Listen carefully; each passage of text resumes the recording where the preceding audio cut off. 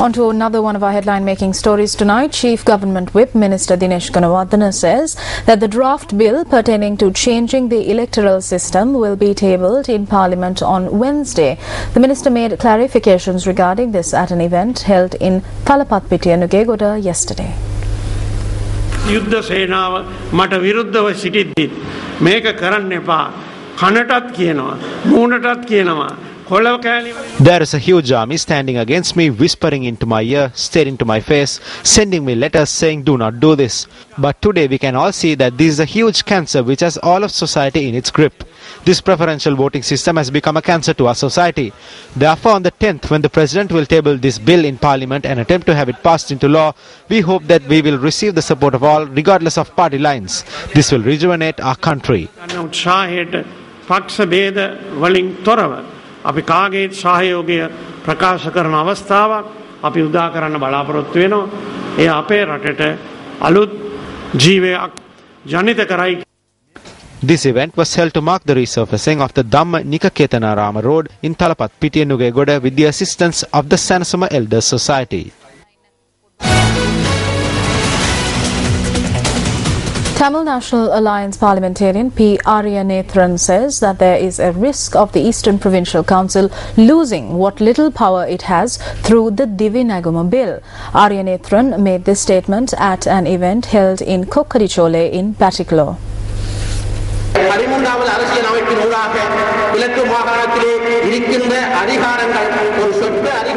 Even the little power that the Eastern Provincial Council has been granted through the 13th Amendment to the Constitution is at risk of being lost through the Divi Naguma bill.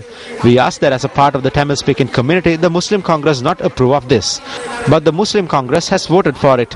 I am disappointed to state on behalf of the TNA that this is a betrayal of the people of the North and East by the Muslim Congress.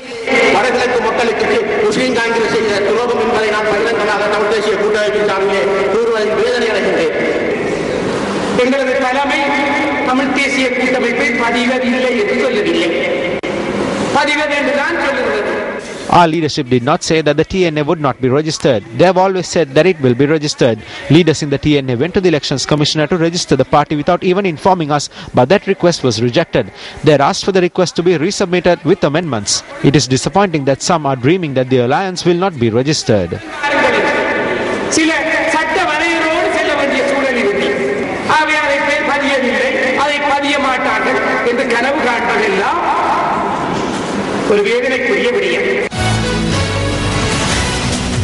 UNP Southern Provincial Councillor Maitri Gunaratne says that the country needs a strong opposition in order to protect democracy. He made this statement at an event held in Galle yesterday. ආණ්ඩුවට විරුද්ධව ලොකු බලවේගයක් අද මේ රටේ තියෙනවා. නමුත් ඒ බලවේගය එකමුතු කරන්න There is a huge anti-government force in the country today, but there is no system to unite this force. Madhuluwave Sobhitathera is now working towards uniting this force based on 10 policies. A rally will be held at Hyde Park in this regard on the 18th of this month. This common opposition is attempting to create a society where we can abolish the executive presidency, establish democracy and good governance, and ensure that the people get justice when they go to the police or the courts. No matter what anyone says, the people of this country want a strong opposition. If democracy is to be protected, a strong opposition must be built. A program to distribute school books to children from low-income families was held in the Malal Godapitiya area in Dikkumbura, Habaraduwa under the auspices of Maitri Gunaratne. Meanwhile, Deputy Minister of Ports and Highways Rohit Abe Gunawardena expressed his views in this regard. There is a saying that when you eat from this gathering, you lose your family. That is what has happened now. So why is it that after you work for this gathering, you start looking to see who will be the leader? Ranil Wickremesinghe would never want to work alongside Sarath Fonseka, and Sarath Fonseka would never want to work beside Ranil. And neither of these two would want to work with Sajith Premadasa. So no matter what common opposition you make, no matter how much you accuse the public for no reason and deceive the public, the people in this country are smart. ජනතාවට නොයෙක් වැරදි චෝදනා දීලා ජනතාව මුලා කරන්න හැදුවත් මේ රටේ මිනිස්සු බුද්ධිමත් මිනිස්සු. A group of persons who broke into the Manampidiya Wildlife Office in Polonnaruwa have torched files stored at the office. The police stated that the group had entered the building after breaking open a window. police said that the incident occurred last night, adding that there were no officials inside the building at the time of the incident. A correspondent stated that the 2 officers who were on duty at the time were away from the office conducting a raid. While several files pertaining to ongoing cases were burnt to a crisp, 2 motorcycles parked in the front of the building had also been damaged. Our correspondent added that about 50 meters away from either side of the office are an army checkpoint and a police post. Police media spokesperson SSP Ajit Rohan said that statements have been obtained from 3 persons regarding the incident.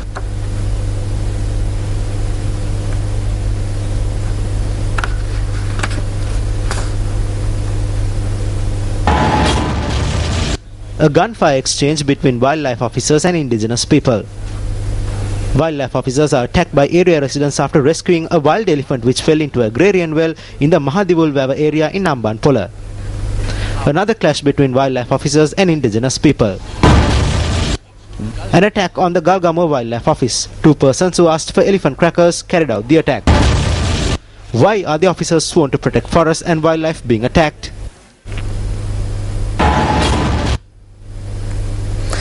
Barely a week has passed since World Children's Day was celebrated. While memories of the various events held to celebrate Children's Day were still fresh in people's minds, an infant who came into this world this morning found herself abandoned in Horana. The newborn, who was only a few hours old, was found in the backyard of a house in the Dikkenagama area in Munagama, Horana. A woman residing at the house had discarded the baby in the backyard. After the residents informed the police by a 119 call, officers from the Horana police arrived at the residence and took the newborn to the Horana base hospital. There was a piece of clothing in my backyard. When I went closer, I noticed it was a baby. I took the baby into my hand. The baby appeared to be sick, so we brought the baby to the hospital. Although the newborn was a burden to her mother, it was not the case for the nurses at the hospital. The chief medical officer of the Horana base hospital says that the newborn, who is currently at the hospital's neonatal unit, is in good health. While the Horana police are conducting further investigations, no information has come to light as yet regarding the family of this infant.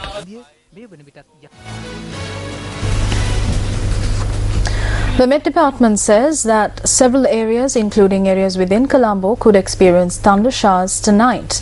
The Met Department predicts that along with the rain, lightning and strong winds travelling up to 70 kilometers per hour could be experienced. Due to lightning, 2 individuals were killed today and yesterday in the Haputale and Sigri areas, while 4 other individuals sustained injuries. Lightning struck 5 Korean nationals last evening when they were sightseeing at Lipton Seat in Haputale. The wounded were admitted to the Detalawa base hospital.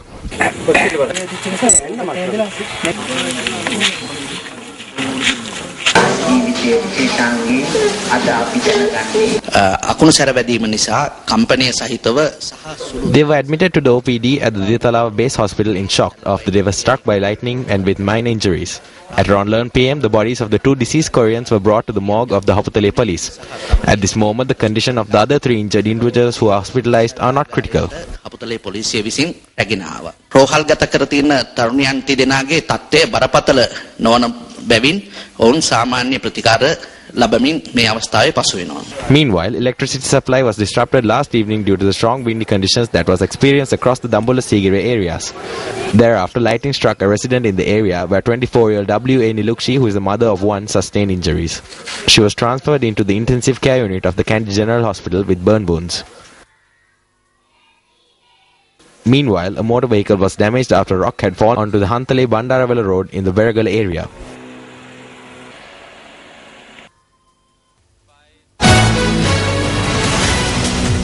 Well, up next is Action TV.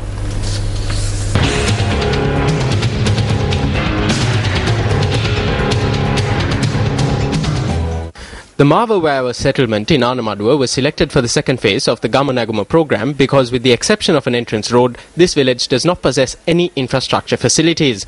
If the 2 million rupees allocated for the Gamanaguma program was properly utilized, then the Mawa Wawa settlement could have been used as an example of the Gamanaguma program's success. This is because there are only 45 families residing in this settlement. These families rely on farming for their livelihoods, even while experiencing drought-like conditions for the majority of the year. A priority of the Gamanaguma plan was not only the irrigation needs of these people, but also the supply of clean drinking water.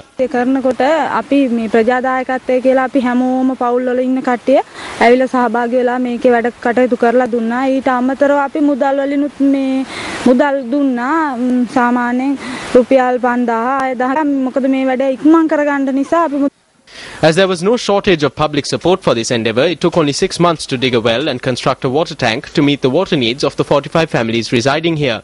However, the stalling of another Gamanaguma project has prevented these people from reaping the benefits of a new water supply. 3 years have now passed since cables were drawn to provide electricity to Marva Wawa. Is it fair to take 4 years to resolve the simple issues that are standing in the way of a clean drinking water supply for the people of Marva Wawa Anamadua? Chairman of the Puttlam District Development Coordination Committee, this one is over to you.